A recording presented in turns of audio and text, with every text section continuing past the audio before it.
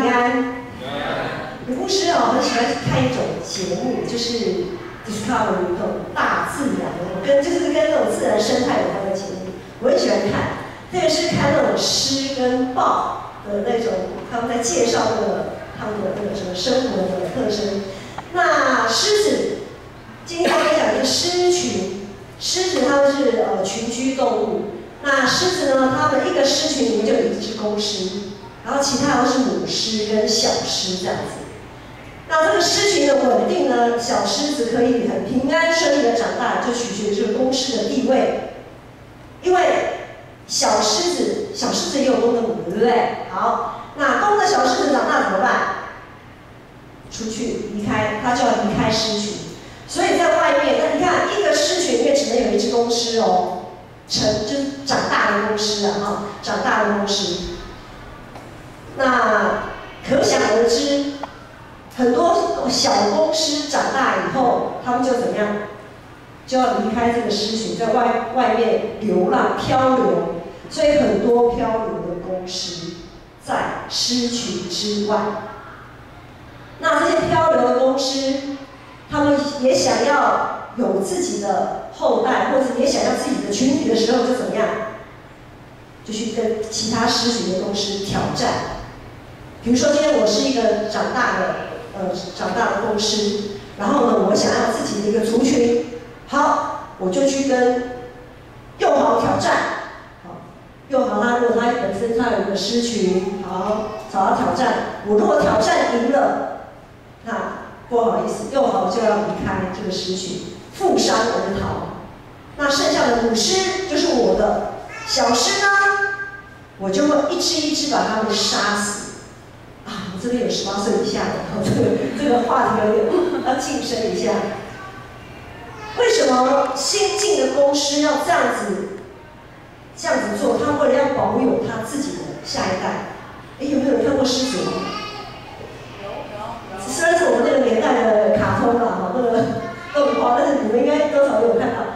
对，他就是为了保有自己的后代，所以他要把所有之前的那个狮王的后代通通斩草除根，这是非常残忍的一个现实。但是事实就是这样子，事实都是很残忍的。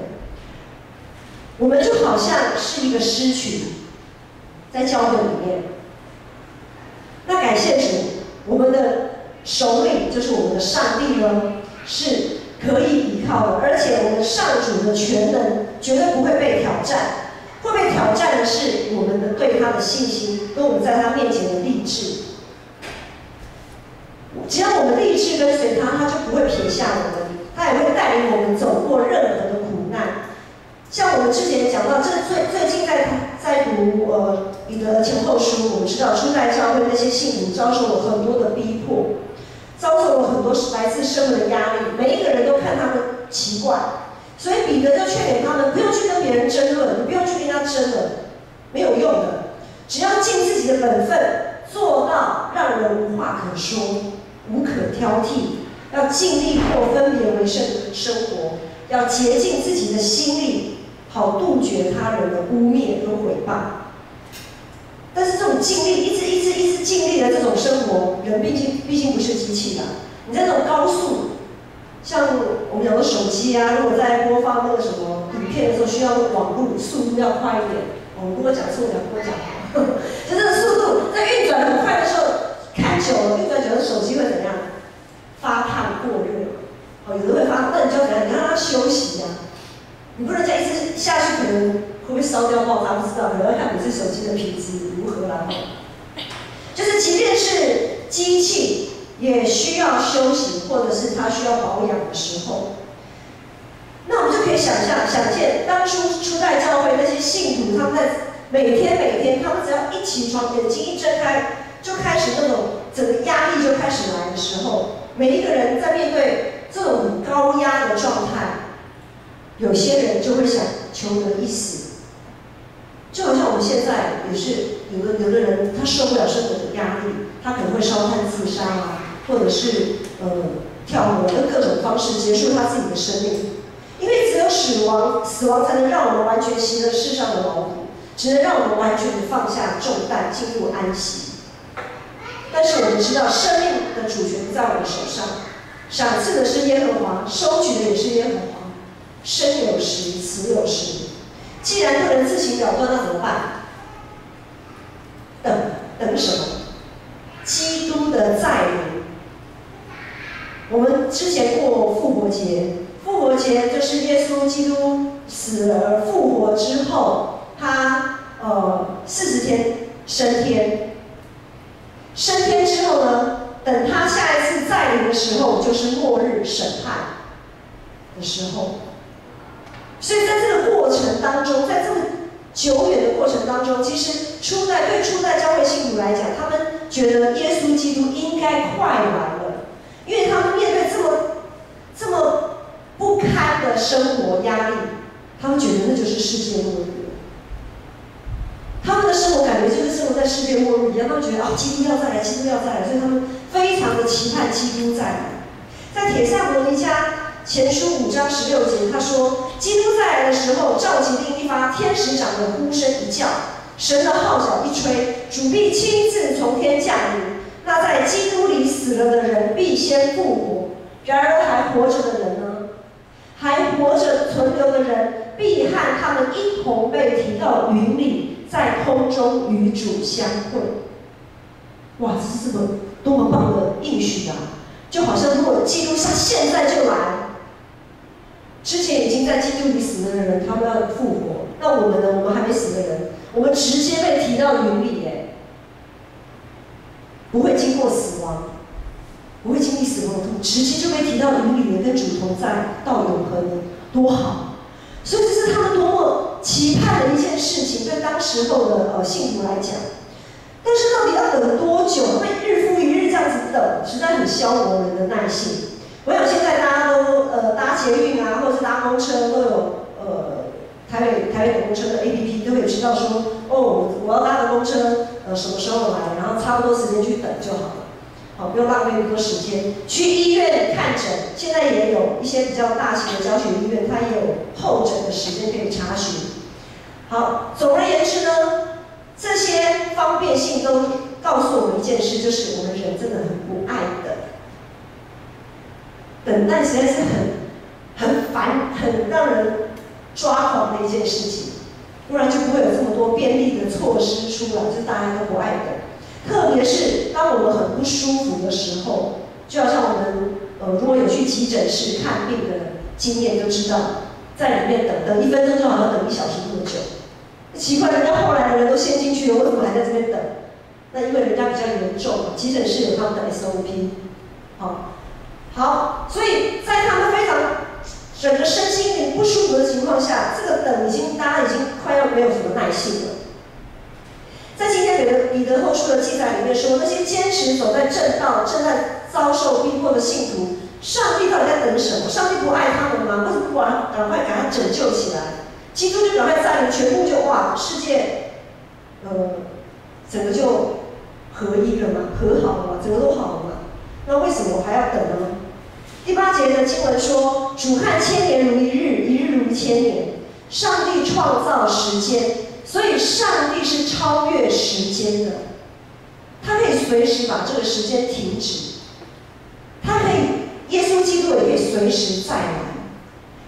但是，基督再来的那一天会是怎么样的情况？”第10节说：“那日，天必在轰然一声中消失。”在马太福音里有记载说，在那时必有前所未有，将来也不会再有的大灾难。若不减少那些日子，恐怕血肉之躯没有一个人能承受得住。可是上帝为了选民，那些日子将要减少。在今天第9节里面说，主没有延迟他的应许，就如有人以为他是延迟，其实他是宽容你们，不愿一人沉沦，而是人人都来悔改。最近我们在为一些考高中、考大学的考生祷告。考试的考生呢，还在学校的时候，黑板上都会有个角落，老师会写倒数。以前我们的老师是从倒数100天开始倒数啦。如果离考试还100天，写个100，然后隔天就99、98、97开始倒数。当我们在倒数计时的过程当中，我们就会开始那种紧张感就会出来了，就觉得哦，不能再时间要到了，时间要到了，就紧张感就出来了。若我们对于在世上的这些事情、这些考核也好，不管是考试还是面试，各种的一些关卡，我们都这么尽心尽力的去追求，这么尽心尽力的去预备，那我们是不是应该也要对自己的信仰状态更认真、更尽心尽力的去预备？因为我们要面对一个考试，最终的考试是最后的审判，而且那还是不知道什么时候会来的，说不定待会就来了，谁知道？不知道。上帝他一直在等，他是在等我们可以把自己随时装备好，随时准备好。当我们在面对最后审判的时候，可以交出好成绩。即便没有100分，至少也要欧趴，也要 pass， 不要不及格，然后还在那边面对审判，非常的可怕，没有办法，没有人可以承受。其实最后的审判，或许有人讲说啊，那无所谓啦，反正也没有什么时间表啊，那也不知道啊，就反正现在日子得过且过嘛，可以过就好了。可是其实最后的审判在人生中处处可见，在人生当中处处可见。我们每一次的言行举止，其实都要向耶稣基督交账。我们每一个人对每件人事物的反应，都在检视我们的信仰状态，检视我们对上帝的信心有多大，检视我们对上帝的爱有多深。就好像以母亲节来讲，大家都在歌功颂扬母亲多么的伟大伟大。我自己也是母亲，我也觉得我还蛮伟大的，就是从孩子还小的时候吃苦耐劳，忍受各样的这样子，然后就这样子把孩子这样子抚养长大。可是有一些人在母亲节对他们来讲是痛苦的。我们看媒体新闻，我们都知道有些母亲是抛弃自己的孩子的，有些孩子在成长的过程当中，他们没有得到母爱，他们没有得到母亲的关注，他们没有得到满足。好，问题就来了，今天要过母亲节，圣经也说我们要凡事谢恩，得时不得时，我们都要赞美。对这些人来讲，母亲节有什么好赞美的？母亲节有什么好感恩的？可是要怎么回应这个信仰？我们要怎么越过我们现实可以看到、感受到的一切？我们可以越过这些，直接看上帝。我们常讲天父上帝，天父上帝，其实上帝不是只有父性，他也有母性的里面。我们常说他的慈爱永远长存，他是仁爱仁厚的上帝，这是他的母性。上帝也是有母性的。我们要怎么越过我们人世间的我们可能得不到的那个部分？怎么越过这些，直接让上帝他的母性来爱我们，然后我们可以在母亲节一样感恩说，感谢主，为了母亲节献上感恩。我们怎么回应我们的信仰？当然，除了这个部分，我们还有在现在有人失业，有的人失恋，有的人失能，就是失去工作的能力。在这么多许许多多，甚至于亲子之间、手足之间互相的攻击、诽谤、手足相残，在这么多破碎的关系当中，我们如何来回应这个信仰？我们如何在这样子的一个破碎当中，我们坚定对主的信心？健康的人不用医生，有病的人才需要医生。我们会来到教会，都是承认我们都是不健康的，在某一个部分，我们都是需要被医治的。教会里需要照顾的生命何其多，每一个生命的背后都有不同的故事，都有不同的困难，各有各的难题。可是我们被上帝放在同一间教会，我们被上帝放在同一个狮群里面。我们今天是不是愿意像那个狮群里面的母狮？我们都学习成为一个彼此分担照顾那些小狮子的需要。有的时候可能我们比较强壮的时候，我们可以是母狮的角色，可是有的时候当我们软弱的时候，就好像软弱到像小狮子一样，需要人家的照顾、安慰、陪伴。我们有的时候是母狮，有的时候又是小狮。我们是不是可以竭尽心力的立志，做好一个属灵母亲的角色，愿意分担、看顾、照顾、教育教会里每一个弱小生命的需要？不一定是只有小孩子的生命是弱小的，有些老人家的生命也很弱小，因为他们也可能有他们很痛苦、难受、不如意的时候。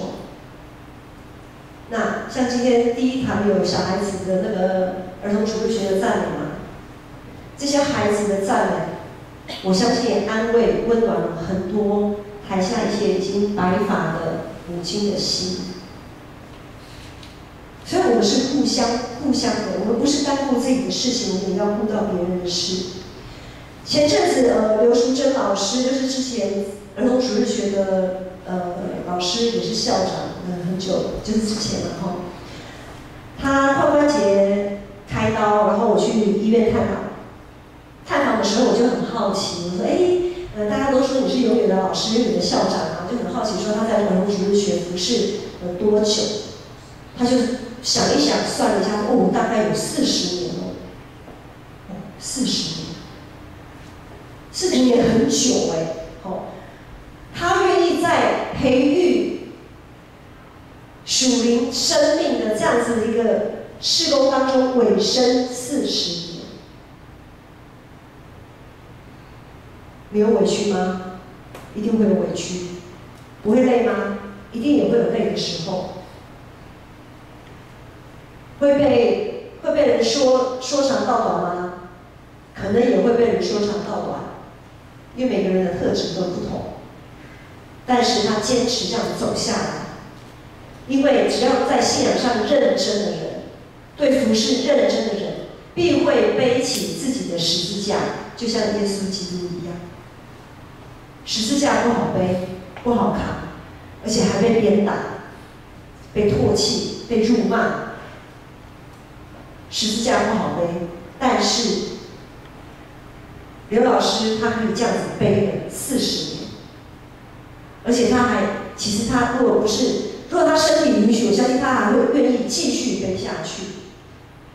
上帝既然拣选了我们，就必会赋予我们每一个人都有建造教会的使命，而且在不同的领域里面，我们有的时候是付出的一方，有的时候是领受的一方。就好像我们第2堂敬拜团的付出，然后我们的会众们就是领受。但是只要人所组成的群体，就必会产生摩擦，因为我们总是很本能的把自己的标准套用在别人身上。我们总是会看见别人眼中有的刺，却看不见自己的眼里其实也有梁木。没有努力学习，我们似乎没有很习惯去学习用上帝的眼光彼此相待。所以往往一句话、一个举动，可能你说者无心，但是人听者有意，就是在互相的彼此在互动当中，就是很容易让我们觉得很想要退缩。上帝把我们聚在一起，就是要我们在群体里面学习谦卑，彼此洗脚，虚心的把自己的梁木给挪去。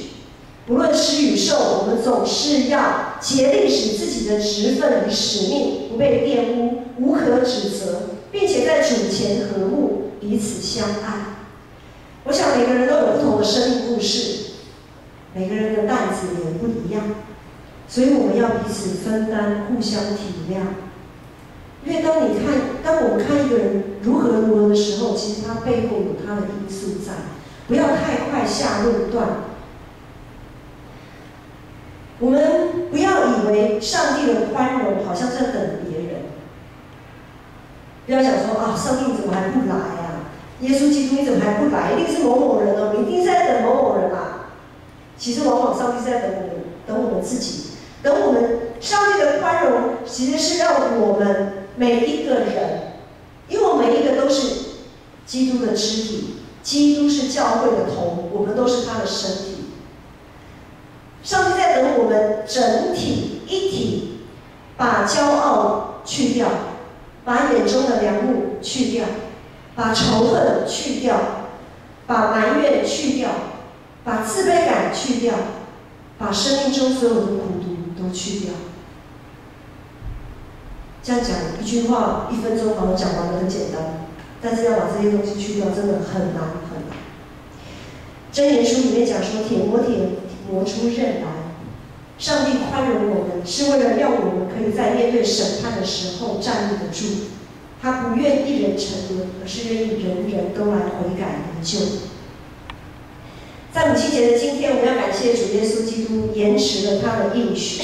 我们因着一日忍耐等候，若我们因为一日的忍耐等候，可以换取1000年的稳妥安息，那这是多么棒的祝福！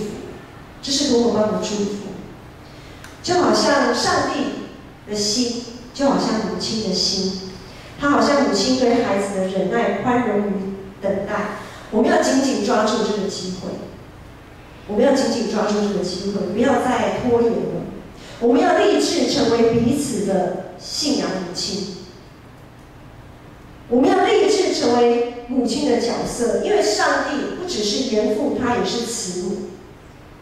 无论你是初代信徒还是好几代的信徒，不论你是男是女，不论你的年纪有多少、有多大，我们都要立志成为彼此信仰的母亲。不要再等，我们要向着标杆直跑。因为上帝是我们唯一的典范。如果你说我因为没有一个好妈妈，没有一个好典范，所以我实在不晓得怎么样做一个妈妈。上帝是我们的典范。我们都需要耶稣基督成为我们的帮助，靠我们自己早就弃械投降。因为这个世界如同咆哮的狮子，在外面走来走去，要寻找可吞吃的人，要寻找可吞吃的人。我们一定要打团体战。我们要打团体战，我们不能孤军奋战，不能落单。在狮群里面落单是很危险的一件事情。我们要在主耶稣基督里找回起初的爱，找回那一份没有被扭曲的爱。或许我们的爱都因着世上的事情被扭曲了，我们不晓得用怎么样的爱去爱别人。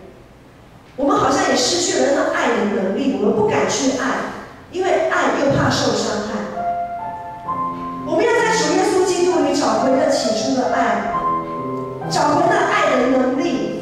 我们要彼此扶持，成为彼此的母亲。让我们坦然来到施恩的宝座前，向我们的上帝来祈求。我们一起站立来唱这首诗歌。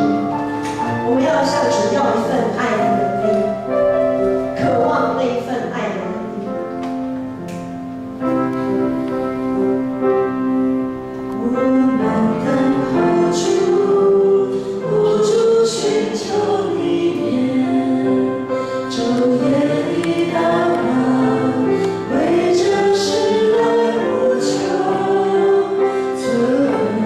吹笛，将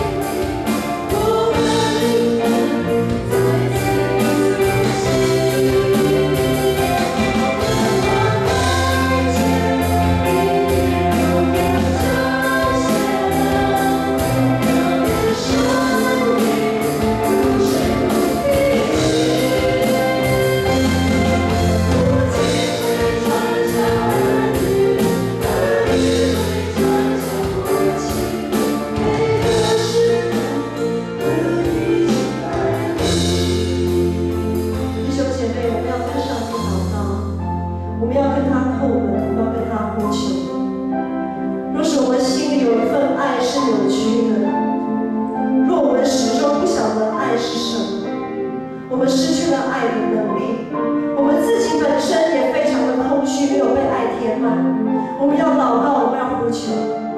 我们现在一起开口，